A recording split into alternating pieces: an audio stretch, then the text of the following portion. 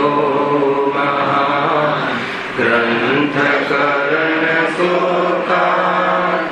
याते मिले समाज सब पावे निज पद नित्यां भावन भावती जे प्रगटे निज भाव ते जयवंत रहो सदा ये मोक्ष उपाय। आज श्री मोक्ष मार्ग प्रकाशक ग्रंथ से બીજા અધિકાર ઉપર આપણે સ્વાધ્યાય ચાલી રહ્યો છે। આજે નવો ટોપિક ચાલુ થાય છે, પેજ નંબર 40।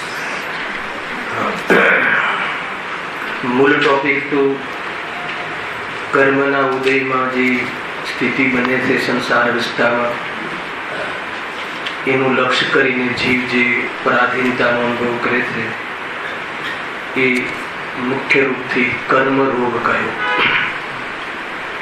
એમાં જ્ઞાનાવરણીય દર્શનાવરણીય કર્મના ક્ષણથી જે જ્ઞાનનું ગાઢ થાય છે અને ઉદયમાં અજ્ઞાનતાનું પરિણમન થાય છે, તો એમાં જે જ્ઞાન અર્થાત આત્માની જે પરિસ્થિતિ બને છે, પરાધીનતાનો અનુભવ કરે છે, ઇન્દ્રિયોના માધ્યમથી પરદ્રવ્યોની પણ ગરજ રહે એવી જાતિનો ક્ષરક્ષમ નબળો, નબળા ક્ષરક્ષમમાં કેવી પરાધીનતા છે એની ચર્ચા આપણે અહીંયા સમાપ્ત કરી અને એનો ઉદ્દેશ પણ બતાવ્યો હતો ચર્ચા કરવા પાછળનો કે આ આપણો મૂળ સ્વભાવ નથી, એનો અભાવ કરવાનું પુરુષાર્થ કરવું જોઈએ અને એમાં કોઈ ક્યારેક ક્ષરક્ષમ ઘણો હોય તો અભિમાન કરવાની જરૂર નથી, કેમ કે ઉપાધિ જનિત જ્ઞાન છે, વધઘટ થતું જ્ઞાન છે અને જેટલું પણ જ્ઞાન છે, જેટલું પણ ગાઢ થયું છે એ આપણી મૂડી છે। અર્થાત તો એને જો યથાર્થ બિઝનેસમાં લગાવી દઈએ તો પ્રોફિટ સંભવ છે, અર્થાત તો સ્વરૂપોના સંબોધનમાં એ ઉપયોગને સમર્પિત કરી દઈએ તો આજે અનાદિકાલથી અલ્પતારૂપ આપણી જે દશા છે એનો અભાવ થઈ શકે છે। હવે મોહનીય કર્મની ચર્ચા અહીંયા કરવામાં આવે છે। મિથ્યાત્વ રૂપ જીવની અવસ્થા, આજની જે ગાથા હતી પૂરી આ માટે મિથ્યાત્વ રૂપ જીવની અવસ્થા, મોહનીય કર્મના ઉદયમાં થતી અવસ્થાની ચર્ચા છે। વળી આ જીવને મોહના ઉદયથી મિથ્યાત્વ તથા કસાય ભાવ થાય છે। મોહનો ઉદય એટલે કોની વાત છે? કર્મની। કયા કર્મની? ઘાતી કર્મમાં મોહનીય કર્મ મુખ્ય કર્મ છે। આ મુખ્ય નિમિત્ત છે આત્માના દુઃખમાં, તથાપિ જ્ઞાનની અલ્પતા દુઃખનું કારણ નથી। તમે સમજો, આત્માની શોભા નથી પરંતુ અલ્પતા દુઃખનું કારણ નથી, દુઃખનું કારણ મોહ છે એ નક્કી કરાવશે। એ બધા જે કર્મ છે જ્ઞાનાવરણી દર્શનાવરણી અંતરાય અઘાતી, એ બધા દુઃખની પરિસ્થિતિ ઊભી કરી શકે છે, દુઃખ થઈ શકે એવી જાતિની પોઝિશન બનાવી શકે છે, પરંતુ દુઃખમાં નિમિત્ત નથી બનતા। દુઃખમાં નિમિત્ત તો મોહ જ છે, મોહનીય કર્મ છે। અલ્પ જ્ઞાન હોય તો દુઃખી થાય એવું ક્યાં છે? અલ્પ જ્ઞાની પણ પૂર્ણ સુખી થઈ જાય છે।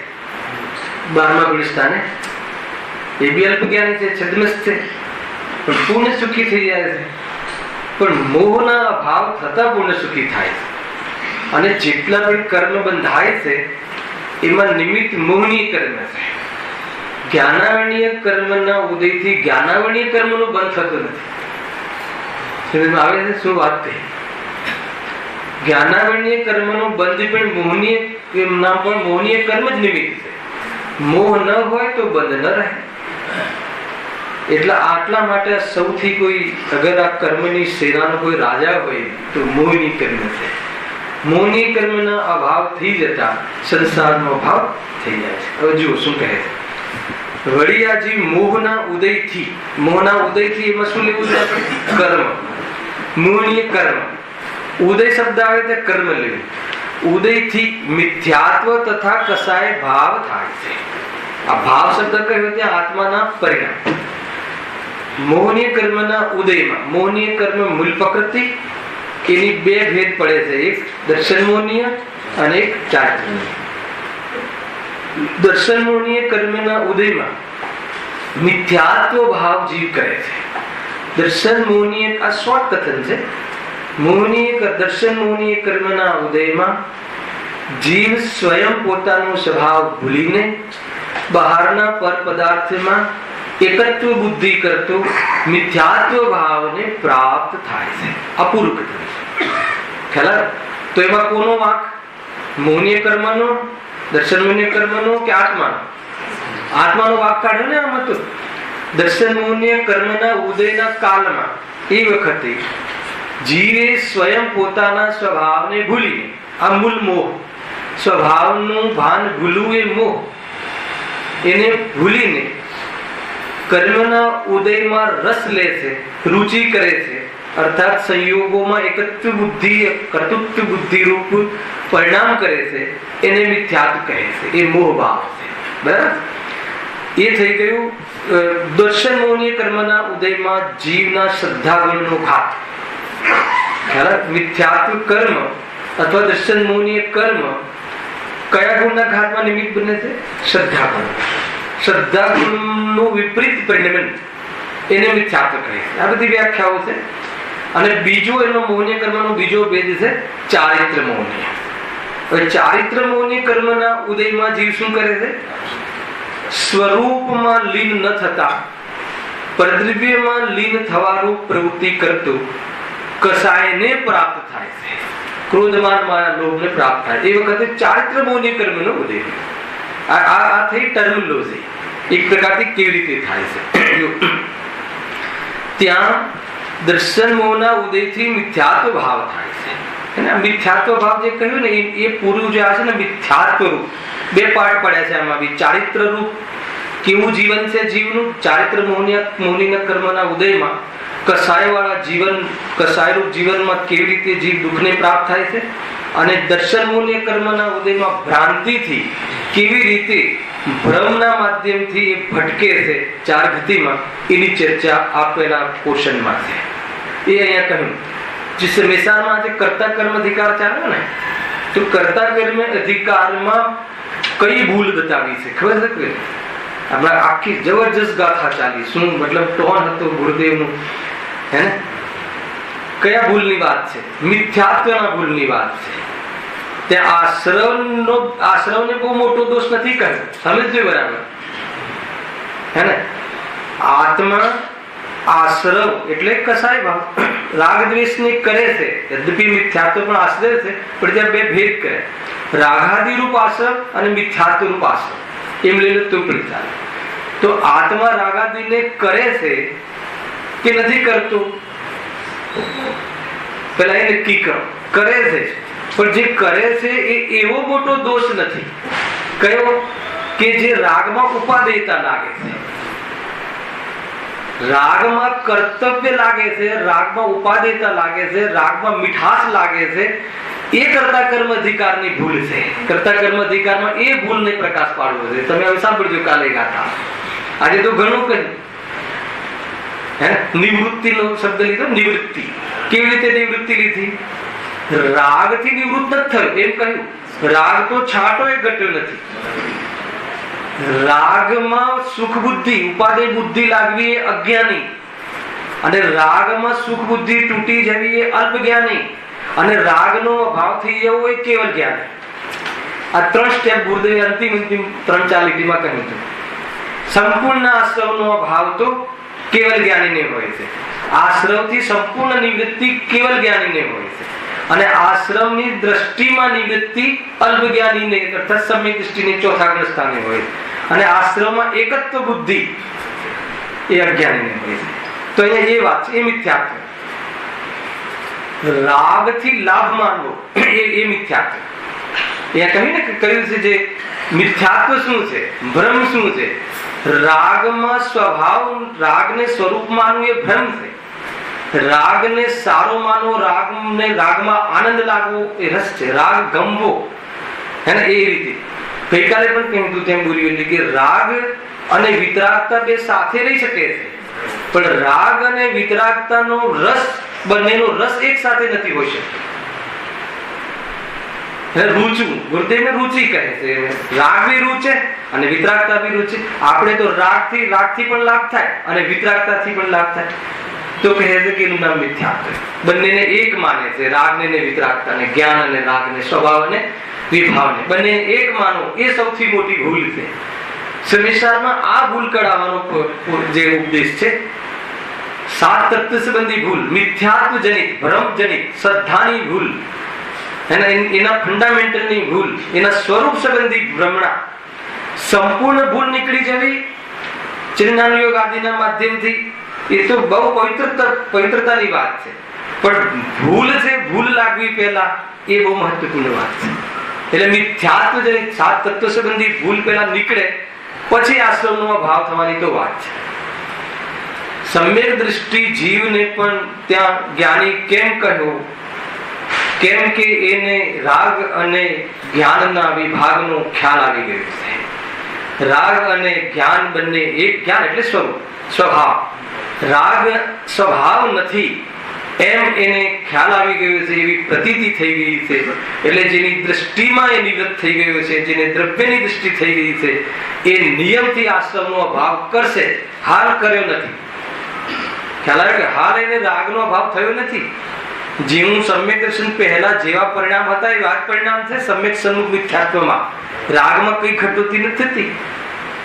સમ્યક દર્શન થઈ ગયું તો પછી માની લો કે બીજા દિવસે પછી 1-2 કપ ચા પીતો હશે તો 1 કપ ચા કરી નાખશે, એવું કઈ છે? રાગ ઘટ્યો નથી હજુ. રાગ ઘટવાનો પુરુષાર્થ હજુ કરતો નથી. સમ્યક દૃષ્ટિ કરે ત્યારે પછી ચારિત્ર પ્રગટ થશે અને આગળ વિશેષ થશે. મુખ્ય જે સંયમ રૂપ ચારિત્ર, સંપૂર્ણ કર્મનો અભાવ કરી શકે એવી સ્વરૂપ લીનતા, છતાં પણ એને અલ્પ જ્ઞાની કહે છે. સંપૂર્ણ રાગનો અભાવ થઈ જાય, નિવૃત્તિની વાત સંસારમાં નથી લીધી, દૃષ્ટિમાં નિવૃત્તિની વાત લીધી છે. રાગને કરવો, રાગ થવો એ અજ્ઞાનતા નથી. રાગ અને સ્વભાવને એક માનવું એ અજ્ઞાનતા છે. ખ્યાલ આવ્યો કે નહીં? એ મૂળ છે. જો આ ટોન ખ્યાલ નહીં હોય ને તો એ ગાથા સમજાશે જ નહીં. કર્તા કર્મ અધિકારમાં રાગ કરવા રૂપ લાગે, રાગ કર્તવ્ય રૂપ ભાષે, એ આ છે મિથ્યાત્વ જનિત. તો કહે છે કે તારો આ દોષ છે, તો કહે કે, અને જેને કરવા રૂપ લાગે એ કેમ નિવર્તે? પ્રશ્ન એ કરે છે ત્યાં. જો તને કર્તવ્ય લાગે, તને ભલો લાગે, તો પછી તું એનાથી નિવર્તવાનો પુરુષાર્થ કેમ કરીને કરે કે ન કરે? પણ જો તને ભલો ન લાગે અને એની સામે સ્વરૂપ તને ભલું લાગે, તો કહે છે કે સ્વરૂપમાં રહેવાનો કાર્યક્રમ વધી જાય, અને જેમ સ્વરૂપમાં જેમ જેમ વધારે રહે એમ રાગના પ્રકરણો નો અભાવ થતો જાય, અને એ રીતે કિસ્તોમાં ક્રમથી રાગનો સંપૂર્ણ અભાવ થઈ જાય. આ પૂરી પદ્ધતિ છે. આ રીતે કે આ બહુ મોટી ભૂલ છે. આપણે સીધું આમ સમ્યક દ્રષ્ટિની વાત છોડો, આપણે તો શાસ્ત્ર સ્વાધ્યાય કરતો હોય ને એની પાસે પણ અપેક્ષા રાખીએ છીએ કે એને રાગ ના થવો જોઈએ. સમ્યક દ્રષ્ટિની વાત તો છોડો દીધું. ખાલી શાસ્ત્ર સ્વાધ્યાય કરતો હોય, મંદિરમાં મતલબ પૂજા પાઠ આદિ કરતો હોય તો કે આને તો રાગ થવો જ ના જોઈએ. મને થાય છે એ નથી જોતું, આને ના થવું જોઈએ. કેમ કે આપણું સ્વાધ્યાય કરે, અરે કે સમ્યક દર્શન થઈ ગયા પછી પણ રાગનો કેટલા ભાવ સુધી રહી શકે છે એ બધું તારે ઘણું પડશે. રાગ દ્રષ્ટિમાં નથી એટલે જ્ઞાની છે. રાગમાં સુખ નથી માનતો એટલે જ્ઞાની છે. જો રાગ મટી જાય તો કેવલ જ્ઞાની થઈ જાય. ખ્યાલ આવે કે નહીં? અને રાગ મટાડવું એ સંપૂર્ણ મટાડવું એ જ એનો ઉદ્દેશ છે. પરંતુ રાગ સ્વભાવ નથી, ત્યાંથી શરૂઆત થઈ ગઈ છે એટલે નિવર્તે એમ કહ્યું આજની ગાથા. આ પૂરાપૂરી જે ટોટલી જેટલો બી સંવર અધિકાર, આ અધિકાર, આશ્રવ અધિકાર, જેટલા પણ અધિકાર છે આ ભૂલ મટાડવા માટે 7 તત્વ સંબંધી ભૂલ. સૌથી મોટો કોઈ જીનાગમનો હોય તો ભેદ જ્ઞાન, આશ્રવ અને આત્મા વચ્ચેનું ભેદ જ્ઞાન. ભેદ જ્ઞાન એટલે એનો કોઈ સંબંધ, એટલે કે સુખનો સંબંધ નથી. ખ્યાલ આવે કે નહીં? અને સ્વરૂપને જોઈએ તો આશ્રવ દુઃખી કરે છે એ વાત પણ વ્યવહારિક છે. સ્વરૂપને જોતા કોણ દુઃખી થાય છે? આશ્રવમાં એકત્વ કરીએ તો દુઃખી થવાય છે. ગુરુદેવને રાગનો રાગ કહે છે, આસક્તિની આસક્તિ કહે છે. આ બધા જે ચેપ્ટર છે ને એ તમને અહીંયા ક્લુ આપું છું, અને આપણો પકડ બી એક છે. ખ્યાલ આવે કે નહીં? એ જ ચીરું છે. જો અહીંયા હવે આપણે આગળ વધીએ છીએ. વળી આ જીવની મોહના ઉદયથી મિથ્યાત્વ તથા કસાય ભાવ થાય છે. બરાબર છે? પહેલા મોહનીય કર્મનું પૂરું સ્વરૂપ બતાવ્યું. આપણે અહીંયા ચર્ચા કરવાની છે દર્શન મોહની. ત્યાં દર્શન મોહના ઉદયથી મિથ્યાત્વ ભાવ થાય છે. મિથ્યાત્વ ભાવ થાય છે એનું હવે વ્યાખ્યા કરે છે. જેથી આ જીવ અન્યથા પ્રતીતિ રૂપ અતત્વ શ્રદ્ધાન કરે છે. શું કરે છે? અતત્વ શ્રદ્ધા. દર્શન મોહનીય કર્મનું નિમિત્તપણું, એના નિમિત્તમાં જીવ સ્વરૂપને ભૂલી જાય છે, અથવા તો સ્વરૂપનો નિર્ણય કરી શકતો નથી, પોતાની પહેચાન નથી. એટલે એ અતત્વ શ્રદ્ધાન, જે અતત્વ શ્રદ્ધાન કરે છે એનું નામ મિથ્યાત્વ છે. અને અતત્વ શ્રદ્ધાન કરતા કેવી પીડાને પ્રાપ્ત થાય છે, એનું જીવન કેવું થાય છે કે જેને પોતાના સ્વરૂપની ખબર નથી, પોતાના ત્રિકાળ અસ્તિત્વની ખબર નથી, એ પલે પલે પર્યાય પર્યાય જળ પદાર્થ, તુચ્છ પદાર્થ, જેનામાં જ્ઞાન સ્વભાવ નથી, એવા પદાર્થોના અવલંબન માટે, પોતાના સ્વરૂપને ભૂલીને એના અવલંબન માટે એટલો પ્રયાસ કરે છે, બહુ દુઃખી રહે છે. અને નિરંતર પોતાના અસ્તિત્વને ભયમાં માનતો, કેમ કે એ સંયોગને પોતાનું સ્વરૂપ માને છે. આ બધું ભ્રમ. અતત્વ શ્રદ્ધાન મિથ્યાત્વ ભાવ છે, દર્શન મોહનીય નિમિત્ત છે, અને મિથ્યાત્વનું લક્ષણ અતત્વ શ્રદ્ધાન છે. ખ્યાલ આવે? અન્યથા શ્રદ્ધાન, તત્વનું ખોટું શ્રદ્ધાન. હવે એની વ્યાખ્યા આપણે ચોથા અધિકારના 3 લીટીના માધ્યમથી થોડી ચર્ચા કરીશું, પછી પાછો અહીં આવીશું. ચોથો અધિકાર કાઢો, બહુ સરસ ચર્ચા કરી છે.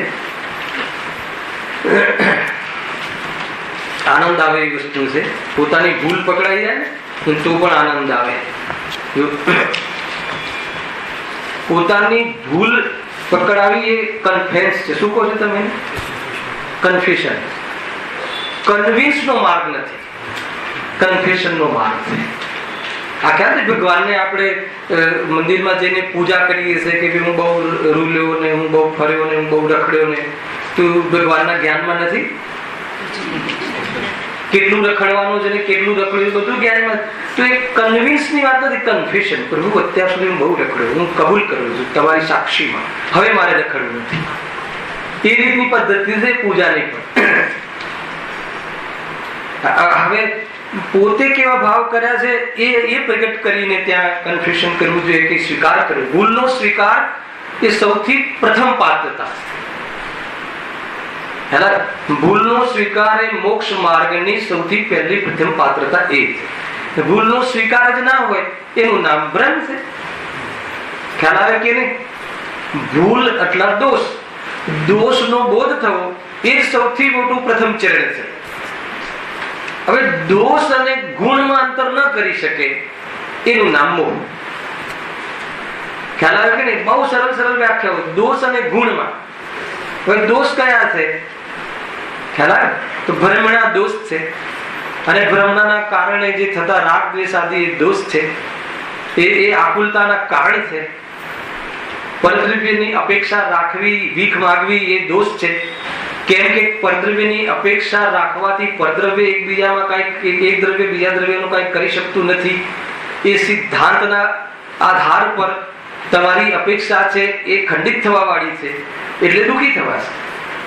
સીધો હિસાબ છે. આમાં કોઈ જગ્યાએ કે દુઃખનો અભાવ કરવો હોય તો તત્વ સિદ્ધાંત કરવું જોઈએ.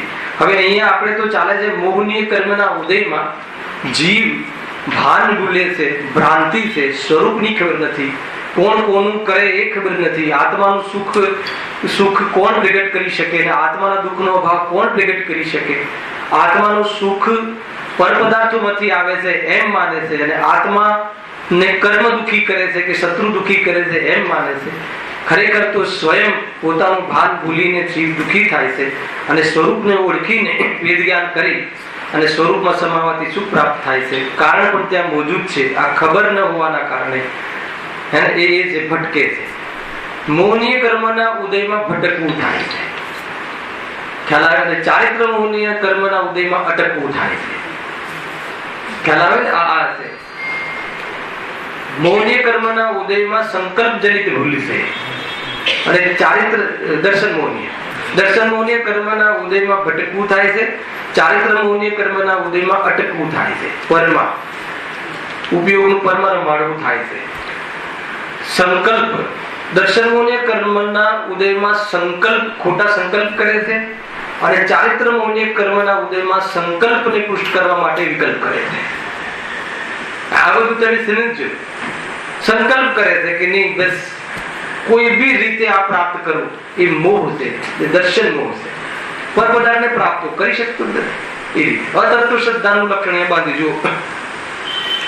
બીજો પેરેગ્રાફ મિથ્યા દર્શનના સ્વરૂપમાં, એ પહેલો પેરેગ્રાફ. આ જીવ અનાદિ કાળથી કર્મ બંધ સહિત છે. બરાબર? એ તો ચાલે જ છે. આપણે તેને દર્શન મોહના ઉદયથી થયેલું જે અતત્વ શ્રદ્ધાંત, તેનું નામ મિથ્યા દર્શન છે. એ લીટી છે ત્યાં પણ. દર્શન મોહનીય કર્મના ઉદયમાં થતું અન્યથા એક શબ્દ નાખે છે, અથવા અન્યથા અતત્વ શ્રદ્ધાંત, તેનું નામ મિથ્યા દર્શન છે. એટલું કહ્યું. હવે આનું બાયફર્કેશન, વિશ્લેષણ. કારણ કે અતત્વ શ્રદ્ધાંતને કેમ મિથ્યા દર્શન કહો છો? કારણ કે આ બહુ મોટો એક ઉપાય છે. કોઈ બી વસ્તુમાં કેમ એ લગાવી દેવું તો તમને જવાબ મળતો રહે. અતત્વ શ્રદ્ધાંતને મિથ્યા દર્શન શું કામ કહો છો?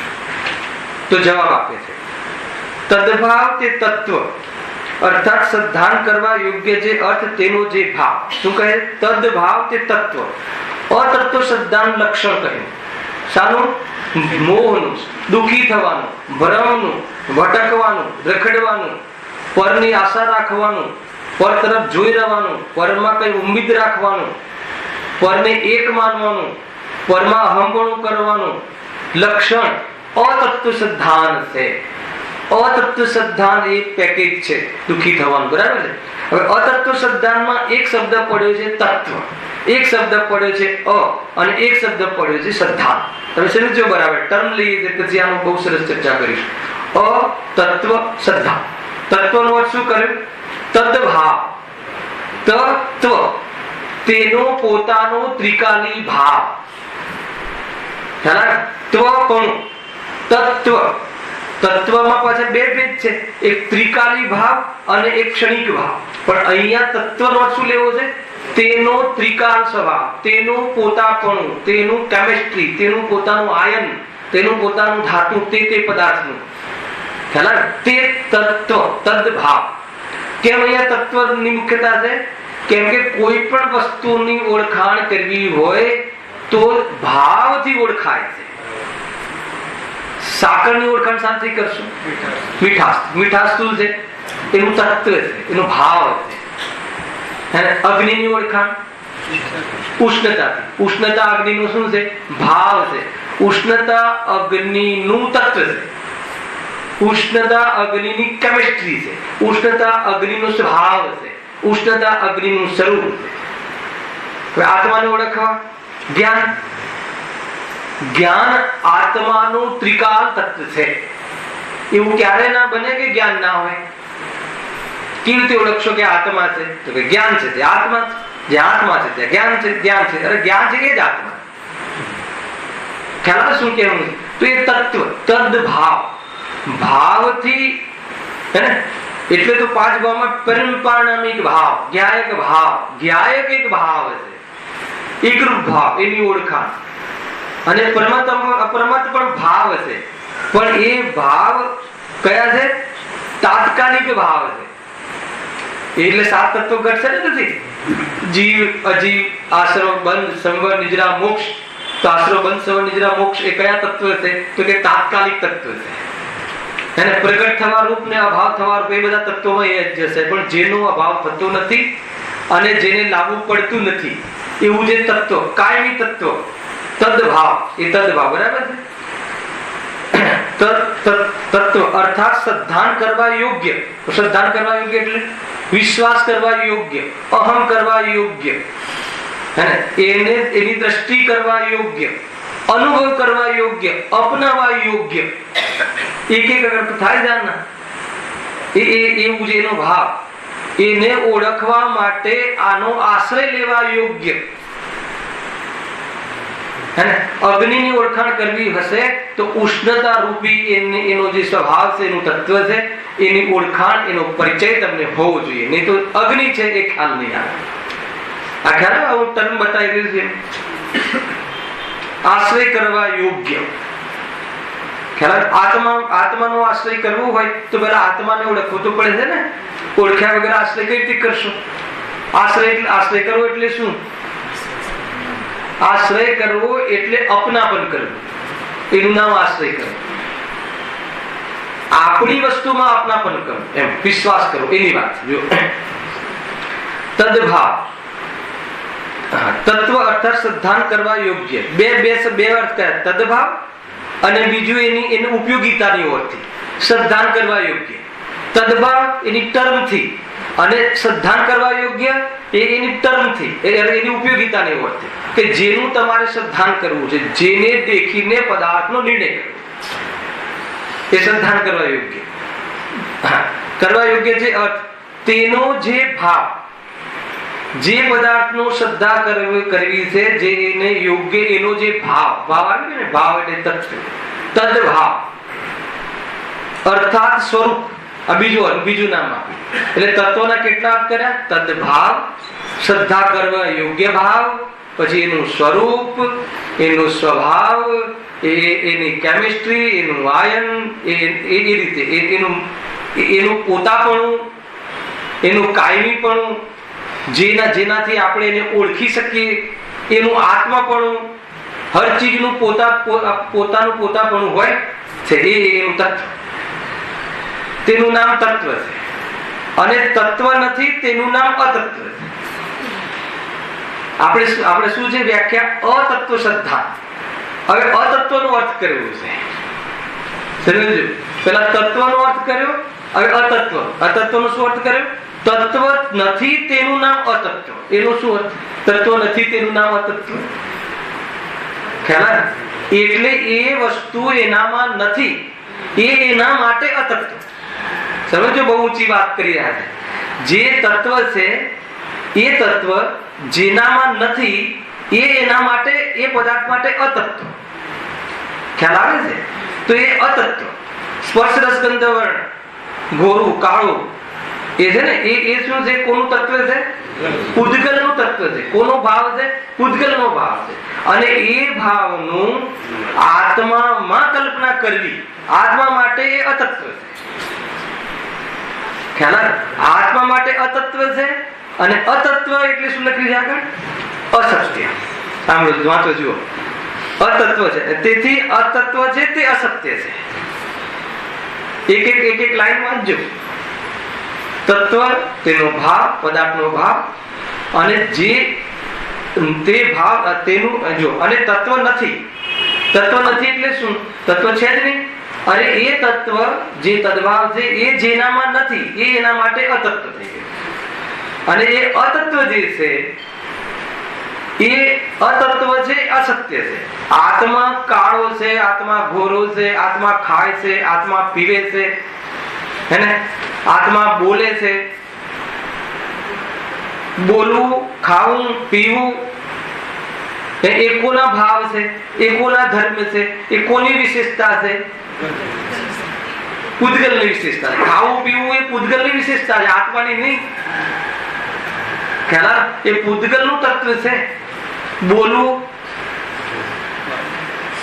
ભક્તિ બોલવી, હર્ષદભાઈ, બોલવું એ કોનો ભાવ છે? કોનું તત્વ છે? કોની કેમિસ્ટ્રી છે? ખ્યાલ? તો કે એ તો ભાષા વર્ગના, એટલે પૂદગલનું તત્વ છે. અને એ આગળ શું કહ્યું? તત્વ નથી એને તત્વ કહે છે. અને એ જેનામાં નથી, એટલે આત્મામાં નથી, તો આત્મા માટે એ અતત્વ થઈ ગયું. આત્મા માટે એ અસત્ય થઈ ગયું. અતત્વ છે એટલે અસત્ય છે, એટલે મિથ્યા છે. અને એનું શ્રદ્ધાન કરવું, કેટલી પ્રેક્ટિકલી કરી છે. એનું શ્રદ્ધાન કરવું, એનું શ્રદ્ધાન. હવે શ્રદ્ધાનનું પણ અહીંયા અતત્વ શ્રદ્ધા, અશ્રદ્ધાનું પણ અહીંયા ભાવ શ્રદ્ધાનું બી લક્ષણ બતાવ્યું. તેનું નામ મિથ્યા છે. વળી આમ જ છે. હવે શ્રદ્ધાનું વિશ્લેષણ, શ્રદ્ધાનું લક્ષણ આમ જ છે. એટલે હું જ બોલું છું, ખ્યાલ આવે? હું જ બોલું છું એ શું થઈ ગયું? એવી પ્રતીતિ. હું બોલ્યો, હું બોલી શકું છું, હું સરસ બોલ્યો, હું સરસ વક્તવ્ય આપું છું. બોલવું દુનિયામાં બને છે. બોલવું પણ કોઈ પદાર્થનો ભાવ છે, ના નથી. બોલવું એ પૂદગલનો ભાવ છે, ભાષા વર્ણનનું કાર્ય છે, એનું લક્ષણ છે અને એનો વિભાવ છે. પણ એનું આત્મામાં કલ્પના કરવી, આત્મા માટે એ અતત્વ છે અને એ અમિથ્યા છે. અને એનું શ્રદ્ધાન કરવું કેવી રીતે? આ આમ જ છે, આ મારું જ છે, હું જ બોલી શકું છું. એનું નામ શું થઈ ગયું? એવી પ્રતીતિ.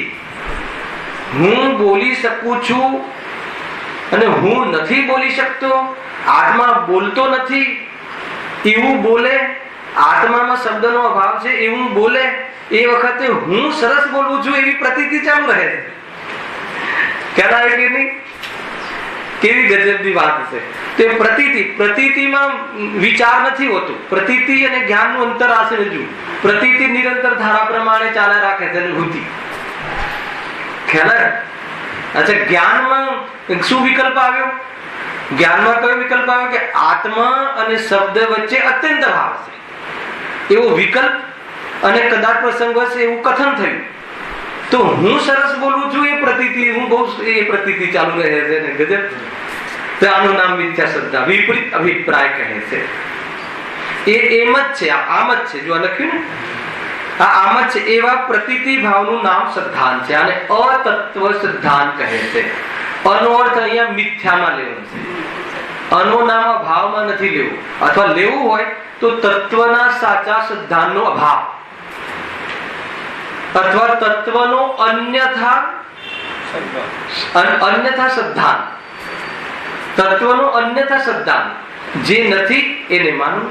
આમાં એક વિકલ્પ છે આપેલો જે આવે છે ને, દોષ આવે અતિવ્યાપ્તિ, અવ્યાપ્તિ અને અસંભવ દોષ. લક્ષણ સંબંધી દોષ છે તો લક્ષણ સંબંધી જે અસંભવ દોષ છે એમાં શું કહેવા માંગે છે ખબર? કે જે લક્ષણ ના હોય એનામાં અને એવું લક્ષણ બનાવવું, એવું લક્ષણ માનવું, એનું નામ અસંભવ દોષ, અસંભવ લક્ષણ દોષ. લક્ષણ સંબંધી દોષ, લક્ષણ નો પરિચય બહુ મોટો પુરુષાર્થ. હવે મને એક વિચાર આવ્યો જીતુભાઈ કે અસંભવ દોષ કોઈ, અસંભવ દોષ કોઈ એવો દોષ કોઈ કરતો હશે? અસંભવ દોષ તો અસંભવ છે એવું લાગે આપણને. પણ પછી જયારે વિચાર કરીએ છીએ તો જેટલા પણ અજ્ઞાની છે એ અસંભવ દોષ જ ચાલે છે.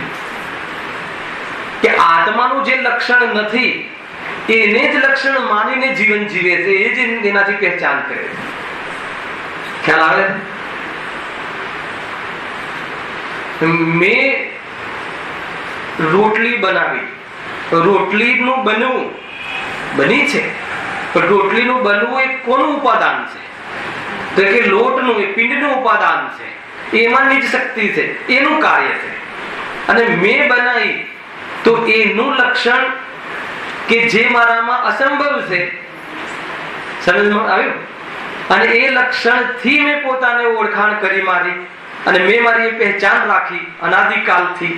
તો કહે છે કે આજે અસંભવ લક્ષણ જે તારામાં અસંભવ છે રોટલી બનાવવું, એ લક્ષણને તે તારું માન્યું. ખ્યાલ આવે કે એનું નામ મોહ છે, એનું નામ મિથ્યાત્વ છે. એ છે. જો હવે આવો મૂળમાં, જો મૂળ ગાથામાં, અરે મૂળ આપણો જે ટોપિક ચાલે, હા, જેથી આ જીવ અન્યથા પ્રતીતિ રૂપ અતત્વ શ્રદ્ધાન કરે છે. અને એની આખી વ્યાખ્યા કરી આપણે ચોથા અધિકારના આધારથી. અન્યથા તત્વ શ્રદ્ધાન કરે છે, ખોટું શ્રદ્ધાન કરે, અતત્વનું શ્રદ્ધાન કરે. અને એનાથી શું પાછું ઓર આમાં આપ્યું, જો જેમ છે તેમ માનતું નથી પણ જેમ નથી તેમ માને છે. આ સૌથી મોટો દોષ.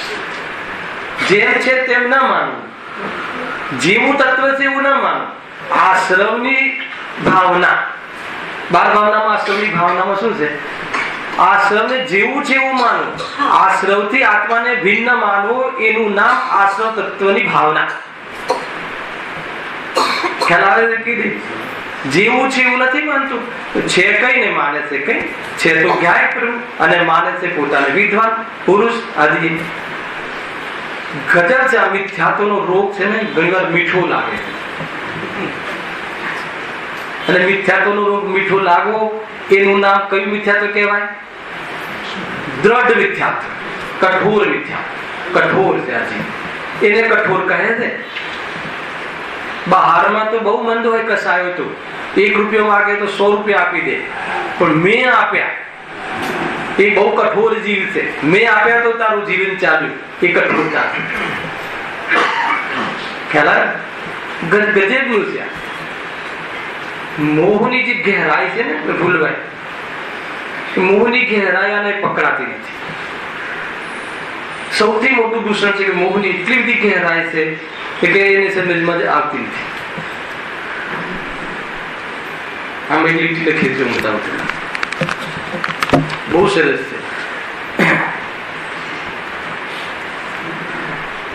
हिमशिला मिथ्यात्व की गलती नहीं, मोह की गहराइयां मिलती नहीं. મોહની ગહેરાઈ પકડાતી નથી. સૌથી મોટું એ છે કે હું કોણ છું, મારું સ્વરૂપ શું છે એ પકડાતું નથી. હવે બતાવું તમને કેવી રીતે પકડાતી નથી. બહુ સારો પ્રયોગ છે કે માની લો કે આપણે પાર્લા ગયા હતા ને બધા. પાર્લા શું હતું આપણે? શિલાન્યાસ. હવે ત્યાં જો મોહની ગહેરાઈ એવી ગહન અંદરમાં હોય છે કે એને ખબર જ નથી પડતી કે આ મોહ છે. ખ્યાલ? અને એમ કહે કે ચલો તમને પહેલી ઈંટ મૂકવા મળશે. તમે વિદ્વાન છો, તમે ટ્રસ્ટી છો, તમે દાતા છો. બરાબર છે. હવે આપણે વિદ્વાન હોઈએ, આપણે ટ્રસ્ટી હોઈએ, આપણે દાતા હોઈએ અને આપણને એ બોલાવે નહીં, નજર ચૂપ થઈ જાય તો આપણને શું થાય? વિદ્વાન છું, મારા તરફ તો જોતા જ નથી. તો એ ગુરુદેવ કહે છે કે તું વિદ્વાન નથી, તું દાતા નથી, તું શ્રેષ્ઠ નથી, તું ટ્રસ્ટી નથી. એને શું કેવું છે? તો એક થોડીક આમ તો કે અમને કોઈ મોહ નથી, ગુરુદેવે આટલા વર્ષોથી શીખવાડ્યું, મોહ રહેતો હશે અને ત્યાં થોડુંક તમને પહેલા ના બોલાવે અથવા કે ભાઈ 1 કલાક પછી તમારું નંબર, તો પછી જુઓ તમારો અંદર મોહ શું કામ કરે છે. ખ્યાલ આવ્યો કે મને હું વિદ્વાન છું, મને બોલાવતો હું આટલું સમજાવું છું, સંભળાવું છું, આવીને પાર્લર ક્લાસ કરું, કઈ ખબર વિવેક નથી. હવે કોણ વિવેકી નથી? આ મોહની मोह की गहराइयां मिलती नहीं. પકડાતું નથી એમ. અચ્છા, હવે બીજો પક્ષ બનો. વિદ્વાન છો, તમે પહેલા જાઓ. હવે એમાં हिमशिला मिथ्यात्व की गलती नहीं. हिमशिला ઠંડક લાગે, જાણે આમ ઓહો કેમ. ખ્યાલ આવ્યો સુકૂન? મને બોલાવે. જો બોલાવું ના બોલાવું અલગ વાત છે. તમે શું સમજો છો? હિમશિલા મિથ્યાત્વ કી ગલતી નહીં. મિથ્યાત્વની હિમશિલા કઈ? ઠંડક. એને એવી ઠંડક પહોંચે છે, હે ને? સારી ઠંડક પહોંચે છે કે મને પહેલા બોલાવે.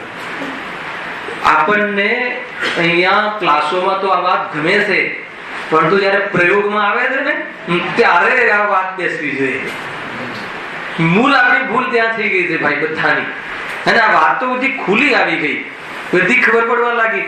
પણ આપણા જીવનમાં જયારે વાત આવે છે ત્યારે બસ એ વાત મોહની તીવ્રતામાં એ વાત મોહ પકડમાં નથી આવતી. બહુ ઊંચી વાત છે આ.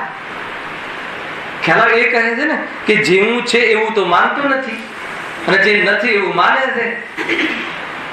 પરનું જીવ કરી શકતો નથી પણ પરનું કરું છું એવું માને છે. પોતે છે ચેતન પદાર્થ અને માને છે જડ.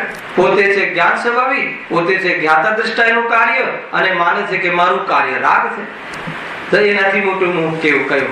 રાગ છે પણ આત્માનું કર્તવ્ય રૂપ નથી, આત્માનું કાર્ય નથી, આત્માની શોભા નથી, આત્માનો વૈભવ નથી, આત્માને સુખનું કારણ નથી, આત્માને લાભરૂપ એ વિશેષતા નથી. એવું જે એને ભેદ જ્ઞાન નથી હોતું તો કહે છે કે એ પ્રમાણે એનો દોષ ઉભો થાય. સૌથી મોટો દોષ આ છે. બહુ સરસ આખો લેખ છે, પણ એમાં હું તમને અત્યારે પૂજાના માધ્યમથી આપણે એની ચર્ચા થોડી કરીએ છીએ આની, કે જેમ છે તેમ માનતો નથી પણ જેમ નથી તેમ માને છે. જેમ નથી એટલે જેવું નથી એવું એ માને છે. જો અહીંયા આપણે સિદ્ધ પૂજન છે વિગતજી સાહેબની બહુ સરસ છે, એના માટે થોડોક રસ લઈએ પછી આનું આગળ તો ઘણું બધું ચાલશે. જો जगाया तुमने कितनी बार हुआ नहीं चिर निंद्रा का मदिर सम्मोहन ममता का अरे बेचेत पड़ा में संत. શું કહે છે?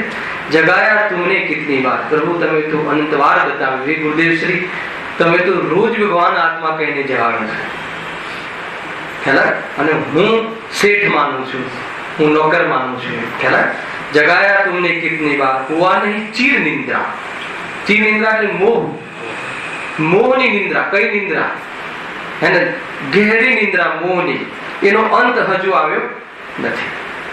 બહુ જબરજસ્ત કથન છે. મદિર सम्मोहन ममता का अरे बेचित पड़ा में संत. શું થયું કે મદિર सम्मोहन, सम्मोहन એટલે વશીકરણ, પરદ્રવ્યોને વશ થઈને મમતા રૂપી માદકતા માં એવો બેચેત પડ્યો છે. બેચેત એટલે જડ થઈને પડ્યો છે. ખ્યાલ? જડ થઈને પડ્યો છું એટલે રંચ માત્ર પણ મને એ વખતે મારી બુદ્ધિ નથી ચાલતી કે ખરેખર હિતકારી શું છે ને અહિતકારી શું છે. બેચેત પડા એ સંત, સંત શબ્દ વાપરે છે. એમાં શું કેવું છે કે માન લો કે પહેલા તો મોહ લઈ લો, શરાબ, હે ને, માદકતા. લોકમાં પણ જે શરાબ પીને નશો કરે છે એને અગર ટ્રેનની પટરી પર નાખી દેવામાં આવે, સામે ગાડી આવતી હોય તો પણ ઊભા થવાની હોશ ના હોય. હે ને, હોશમાં નથી. કેમ? કેમ કે એને એમ છે જ ને કે હું મરી જઈશ. મોહમાં એવું વિચારે છે, મોહમાં એવું એને ભ્રાંતિ રહે છે. મોહ એટલે એનું જે એના નશામાં. એવી રીતે અહીંયા કહે છે કે બેચેત પડા મેં સંત.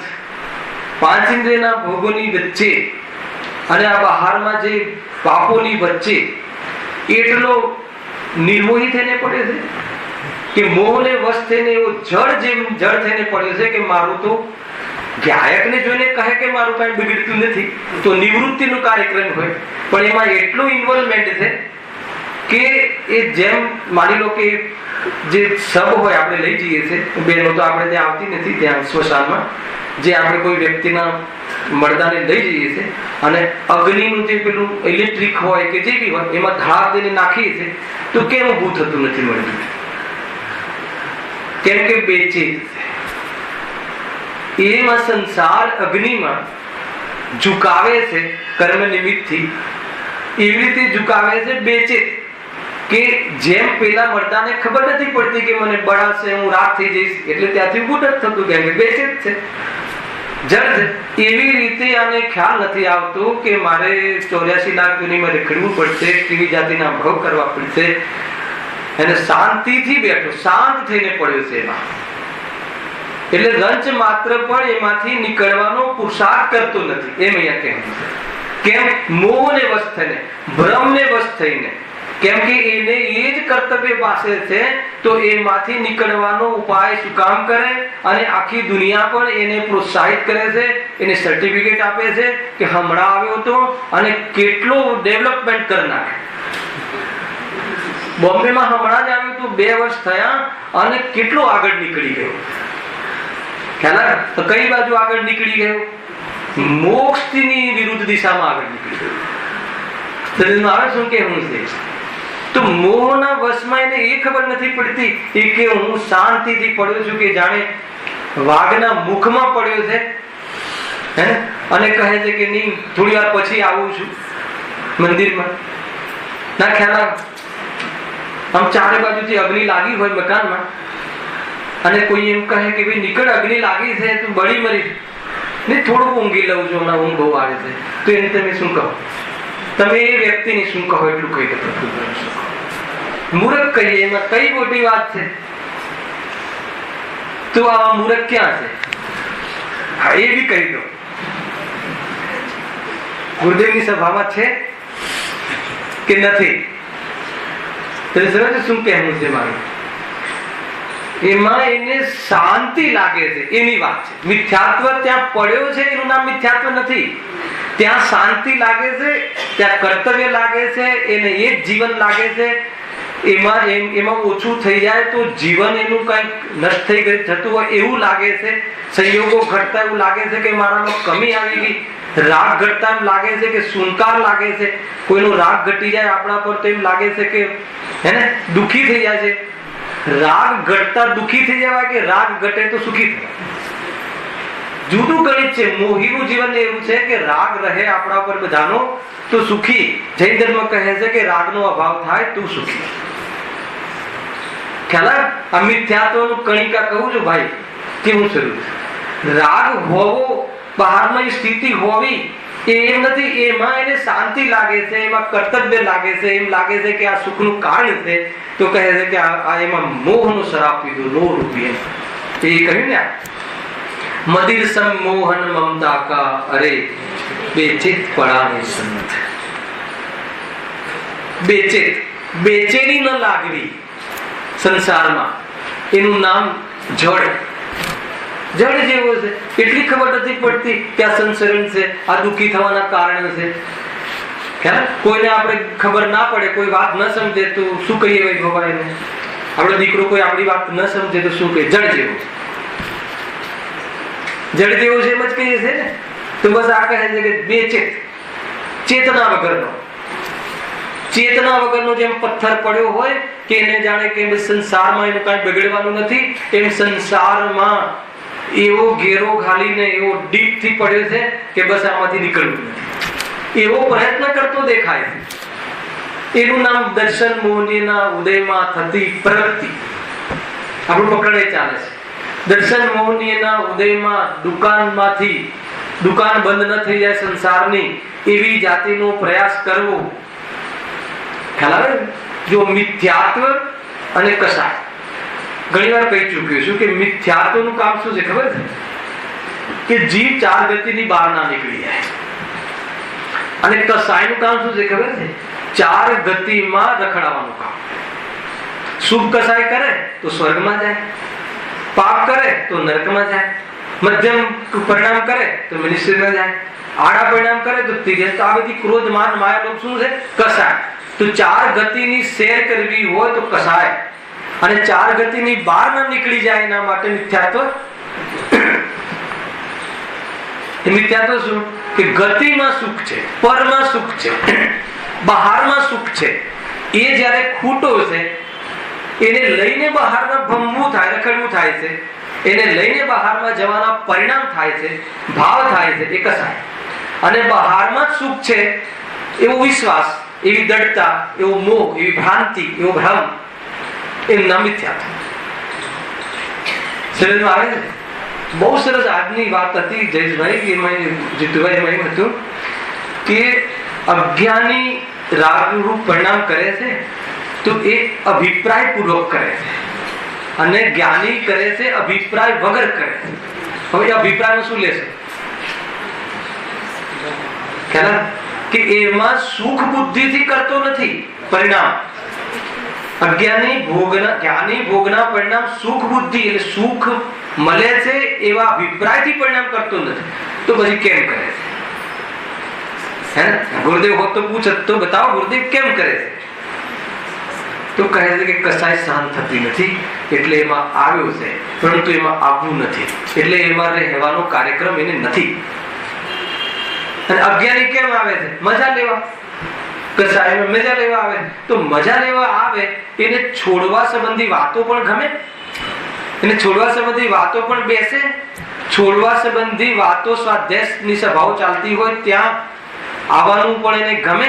આવી જાય તો પણ મોહને વશ થઈને ઉલટું વિચારે, કેવી વાતો કરો છો, દુનિયા તો એની પાછળ પડી છે, મજા તો એ જ છે. અને મતલબ આટલી ગરમી હોય ને એર કન્ડિશન લગાવો અહીંયા, કેવું સ્વાધ્યાયમાં જો ડબલ હે ને ડબલ સંખ્યા થઈ જશે. એટલે નક્કી થાય છે કે એમાં મજા છે. એના તર્ક દોડાવે હે ને. હવે આ પંખા કાઢી એર કન્ડિશન લગાવો, જો આ જેટલી સંખ્યા છે એનાથી ડબલ થઈ જશે. જૈન ધર્મ સંખ્યાનો મોહતાજ નથી. ખ્યાલ આવે કે નહીં? સત્યનો મોહતાજ છે. સત્ય શું છે? સંખ્યા વધારે હોય ત્યાં સત્ય હોય એવું જરૂરી નથી. ખ્યાલ આવે છે કે નહીં? એ છે નહીં તો 10,000 20,000 ની પબ્લિક છોડીને આપણે 200-500 ની વચ્ચે ગુરુદેવ કહેવા. ખ્યાલ આવે ને સારું? સત્ય ગ્રહણ કરવાની વાત છે.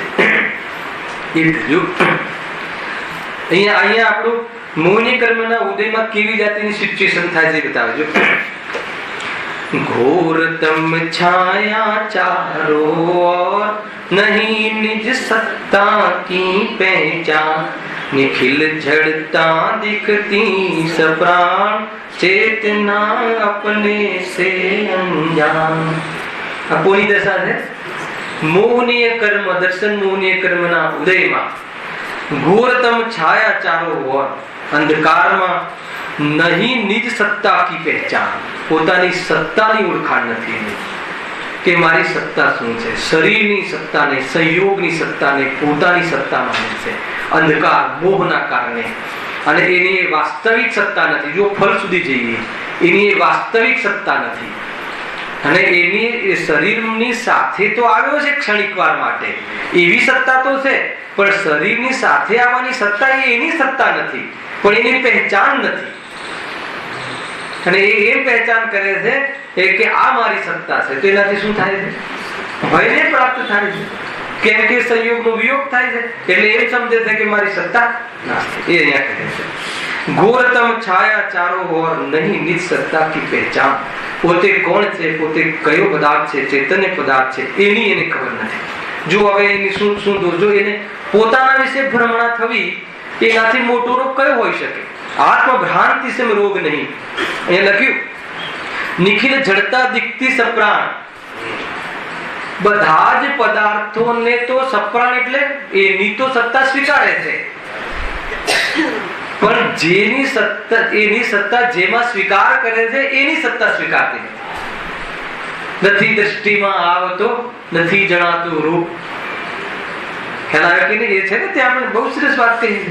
અમને તો દેખાતો નથી, ઘટ જણાય છે, પટ જણાય છે, પંખો જણાય છે, મકાન જણાય છે. બોલો આત્મા છે એ રીતે બતાવો તો કે આ પંખો મકાન આદિ શામાં જણાય છે? જેમાં જણાય છે એને તું જોતો નથી, અને જે જણાય છે એની સત્તા સપ્રાણ હે ને, એને તો તું માને છે કે આ છે, આ છે, આ છે, આ છે, આ છે, પણ હું છું, હું ક્યાં છું એ તો બતાવો પ્રભુ. અરે આ છે, આ છે, એનો નિર્ણય કોને કર્યો? તે નિર્ણય કર્યો એ તું છે, એની સત્તા તું સ્વીકારતો નથી. સમજમાં આવે છે કે ઘટપટ આદિ જાણ તું કેવી વસ્તુ છે? જેમાં ઘટપટ જણાય છે એને એ કહે છે કે ક્યાં છે બતાવો. તો પોતાની સત્તા, જે પણ કઈ થયું છે પોતાને ભૂલીને જ થયું છે. જે પણ આપણા નિર્ણયો થયા છે, આપણને ચાર ગતિમાં જવાના, એ સ્વયં પોતાને ભૂલીને જ નિર્ણય કર્યા છે. એ સિવાય તો સંભવ નથી. નરકમાં જવાનો નિર્ણય કોને કર્યો બતાવો? શું કામ કરે છે? ત્યાં આનંદ મળે. નરકમાં હા એ રીતે જ ગયો છે, નહીં તો ન જા. જીવ જ્યાં પણ જાય છે ત્યાં શું નિર્ણયથી જાય છે? આત્મામાં સુખ નથી અને બહારમાં સુખ છે, એવા મોહના કારણે બહારમાં પ્રયાસ કરે છે. આખું કથન આ રીતે હું જામેલો વિષય છે. આ તો બહુ બધું છે આની અંદર. ખ્યાલ આવે છે કે નહીં? કોઈ કહે કેવી વાત કરો છો, નરકમાં સુખાહાર? કેમ કે એવું અહીંયા એને કર્યું હતું, અને અહીંયા એને મતલબ કે એ રીતના ભાવ હતા કે નહીં લડવાથી જો આને સીધો કરી દઉં અને આને ખતમ કરી દઉં, શું થશે? મગજમારી નહીં, બસ શાંતિ. આપણે કોઈ વચ્ચે બાધા જ નહીં, કોઈ બાધા જ નહીં. તો મારવાનું મરવામાં જેને શાંતિ લાગી, તો એવું વિસ્તારથી તને એવા યોગ મળે એવું એક સ્થાન છે તારે જવું હોય તો. જો તને મારવા મરવામાં જ તને એમ લાગતું હોય કે માત્ર આપણને સુખ અને અનુકૂળતા મળે છે, તો એની એક વ્યવસ્થા છે સેપરેટ, તો કે નરકમાં છે. ત્યાં એવી એક પણ ક્ષણ નથી કે ત્યાં મરવું મારવાની વાત ના હોય, તો એટલે તો ત્યાં ગયું. પોતાની સત્તાને ભૂલીને આ જીવ ચાર ગતિઓમાં સુખને લેવા માટે ફાંફા મારે છે.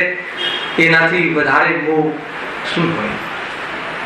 જ્યાં સુખ નથી ત્યાં સુખ શોધવું, એનું નામ દર્શન મોહની કર્મના ઉદયમાં થતો ભ્રમ. જ્યાં પોતે છે નહીં ત્યાં પોતાને માનવું, એને પોતે છે એમ માનવું, અને એમ માની અને આખી અનંત કાળ સુધી એની જોડે વ્યવહાર રાખવો, અને એ વ્યવહાર નિયમથી ખંડિત થાય છે એટલે દુઃખી થવું. આ છે કર્મ કહાની. ખ્યાલ આવ્યો કે નહીં? આ છે કર્મ કહાની. બીજી વળી કઈ કર્મ કહાની? જે પોતે છે નહીં એને પોતાનું માનવું, એને પોતાનું માનવું, અને પોતાનું માની અને પોતાનું કાયમી રહે એ માટે એવા વ્યવહારો કરવા, એના માટે બધું નિભાવવું, લોક વ્યવહાર નિભાવવું, બહારનું બધું નિભાવવું. ખ્યાલ આવ્યો? ત્યાં નહીં જઈએ તો સંબંધ તૂટી જશે. અહીંયા કહે છે કે સંબંધને છોડવાનું શીખવાડીએ છીએ, ભલે તૂટતો ઓર તારા ઉપયોગને બચવામાં ઓર એક સપોર્ટ. દ્વેષ કે રાગ કોઈ પ્રશ્ન નથી. કોઈ સંબંધ રાખવાની જે ભાવના છે એનું નામ મિથ્યાત્વ છે. સંબંધ રાખવાનો ભાવ છે એ ચારિત્રનો દોષ છે, અને સંબંધમાં લાભ લાગે છે એ મિથ્યાત્વનો દોષ છે. ખ્યાલ આવે કે નહીં? જ્ઞાનીઓને ભગવાનની સાથે સામે આવવું પડે છે, મજબૂરી લાગે છે. ખ્યાલ આવે કે નહીં? શું કહ્યું? જ્ઞાનીઓને ભગવાનની ચોકટ પર આવવું પડે, મજબૂરી લાગે છે. જ્યારે સ્વરૂપમાં ન રહેવાય ત્યારે મજબૂર થઈને આવે છે, બાકી એમને ત્યાં પણ નથી આવવું. તો 5 ઇન્દ્રિયના વિષયની તો વાત શું છે? અજ્ઞાનીનું તો સ્વરૂપ જુદું છે. 5 ઇન્દ્રિયના વિષયો જરૂરી લાગે છે. મંદિર આવવું મજબૂરી લાગે છે. કેમ? તમે કહ્યું ને જ્ઞાનીને મજબૂરી લાગે છે, તો અમને બી તો મજબૂરી લાગે.